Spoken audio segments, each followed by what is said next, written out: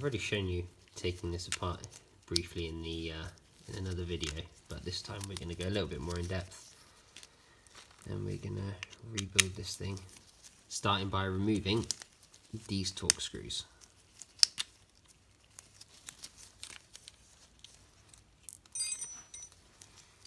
Now we can separate the casing. There we go. This is the side the gear's going. Yeah, you can see it's a bit dirty and crusty down there. We'll have to give that a clean, give it a little washy wash. But this is the side we're really after.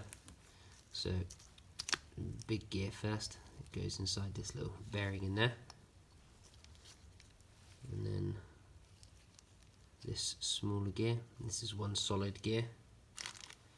And then this gear here has a little clutch mechanism on it, which is helped by that spring.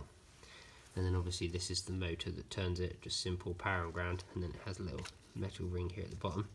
You obviously want to make sure that your motor still spins. Mine works just fine. Now this has a little C-clip in the top, which is what we need to pop out. You want to be careful when doing this, because the spring will go flying. They always do. See, I'm just teasing it out there, just over the edge. There you go. Hold some pressure on it with your thumb, and then release it slowly. See? Not too bad, not too tough. Don't lose any of these little bits. Yeah, see, my spring was stuck on there, so this should. Oh, that's come out with it, is it? Right, with that, we'll pop that. That belongs in here, like so. So these two parts here should prise apart.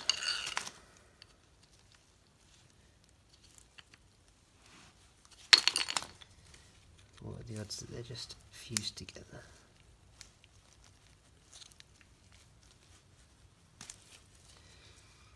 Anyway, this was the part number I got. This is quite a cheap kit.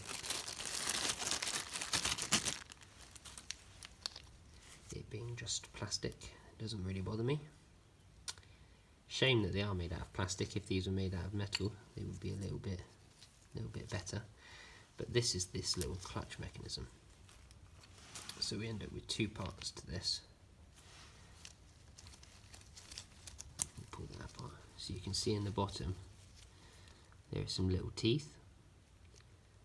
This is usually the part that will wear out, so it bites on there, and it is assisted by this spring that goes down into here, like so. And then that spring has this little cap on the top, and that basically acts as a little special washer so that you can put in your C-clip, which holds it all together. I am a strong advocate of always wearing gloves when you're working. Save chemicals off it. The only reason I'm not wearing gloves is because they were getting in the way of the shot. But there you go. You see that I just compress the spring, and then you just push in the C-clip. So very easy. You can just do that by hand. And now you can see this is locked in. It doesn't turn anymore. So that is our little clutch mechanism activated. So when we're fitting our new kit, we start with, no, we don't start with that one, I believe we start with this one here. Ah yes we do. So we start with our clutch little mechanism first that goes down there. Then we put this one here on next. As you put this on, just give it a little gentle wiggle, and then she'll seat down. Nice and easy.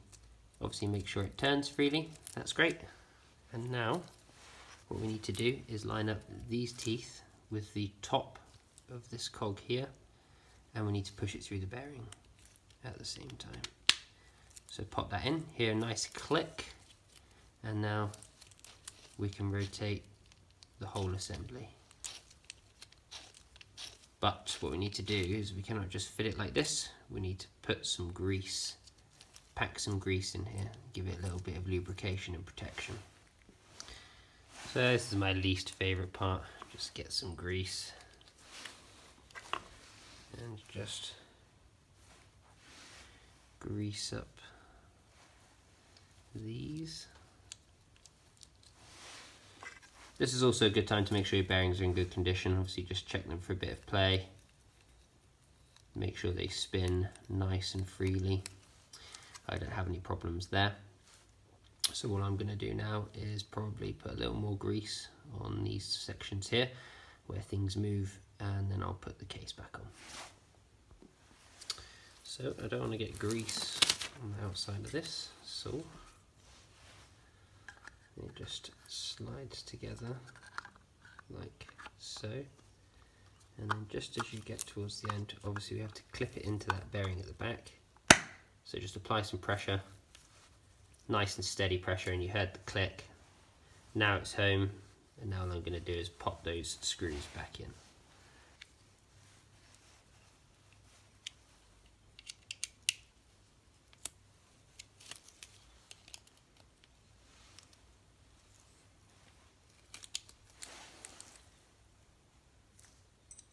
So that is the motor and the little, it's not actually the motor, motor's here. This is technically a gearbox because this is sort of like a bell housing really. So that's the little gearbox. Everybody else calls it an actuator. Similar thing. That's rebuilt now, so now we can get on with putting the module itself back together. So before we put anything back in, we need to reattach this emergency release cable. But before we do that, we just want to make sure it's not broken and that it pulls in and out, which is great. So this is the side that I'm touching that latches into the cab. We will put that into full extension this way at the moment. So we've got maximum cable here to play with, and we'll put it back inside the module. So what we need to do is get this little spring, pass through this opening, and then we will fish that through. There we go. The other end of this just clips in down here, so just keep pushing that.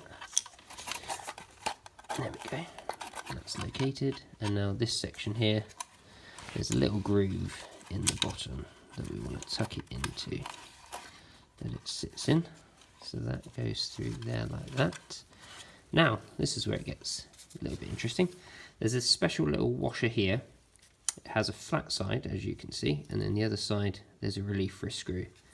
So we want to make sure that's facing the right way so that it can pivot. And then we want to tuck the cable in that. Can be a little bit of a fiddle, not going to lie. Wonderful T20, that is. And we'll just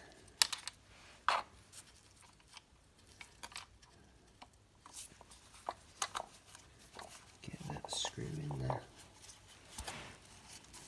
I know my arms are in the way. Filming stuff like this is not my forte, I'm afraid. So we get that tightened down. Wonderful.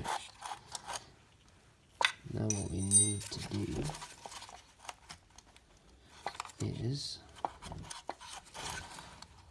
we need to stretch this down to here and get this screw started. There's a little hold down for it. Stretch it to where we want it. Near enough. Oh. Now we've got it caught something. So this one here is a little bit tricky as well.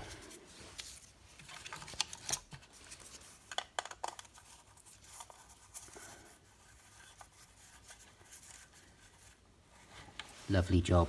Look at that. So now you can see it a little better.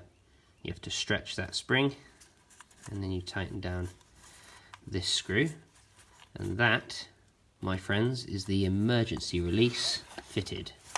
Bob's your uncle. Now before we go any further, let's make sure the mechanism is working as it should. So we grab this and we can see that the mechanism is functioning. So we'll move on to the next step.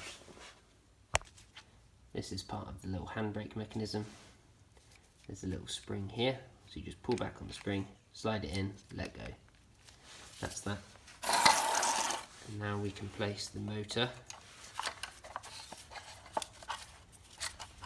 inside here, like so. Now we can plug this little blue one back in over here.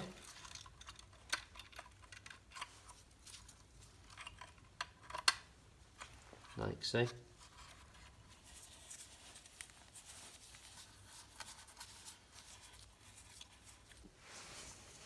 So this part here is pretty important. This has to be threaded in 5 turns, so we'll get that started there, and then go 1, 2. Was it even started? That's the question. Be careful with this, because this is the procedure is for 5 turns, so we want to make sure we get it in there 5 whole turns, so make sure you're counting well. So we'll just feed our cable through.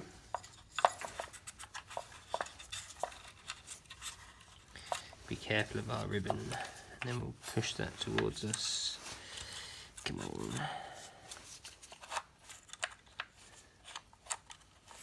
There we go. Now there is a little plastic ferrule in there as well, but I'm not entirely convinced that it goes through any further. Does that go all the way through? Yes, it does, right. Okay, so that goes on there first, and then I believe we have to push this up and over it.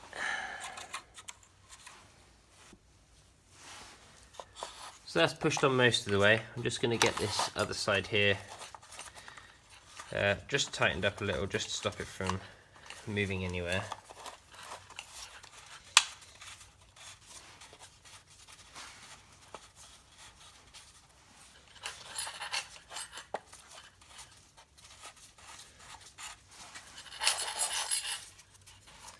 There we go, make sure we're pulling that all the way through.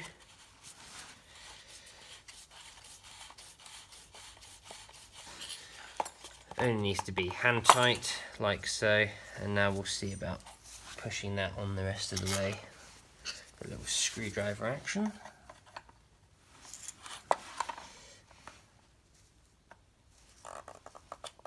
There we go. So that plastic sleeve is now on.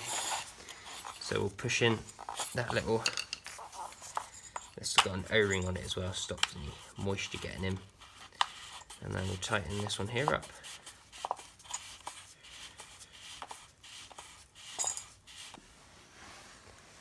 So we'll just get these plugged in now. Red goes up there, blue goes just down there. There we go. Make sure your ribbon is plugged in. Make sure that it goes inside this groove. This obviously, when it moves back and forth, the ribbon is designed to be able to move. Make sure it's plugged in as well. Nice and well seated. Very good. Now, unfortunately for me, I'm missing some bolts. You are probably not missing any bolts, so you don't need to worry about that. But that's it. This module is now rebuilt. So, maybe you've done this job before, maybe you ran into some problems that I haven't covered, or maybe you think that there's information that I have missed that anybody doing this job should know. If you're thinking that, then please leave a comment below, because you might really help somebody out. Sometimes when I do these jobs, I can't cover every single little thing that could happen, and 9 times out of 10 each job has its own individual challenges. So don't keep it to yourself, help somebody out, and thank you for watching.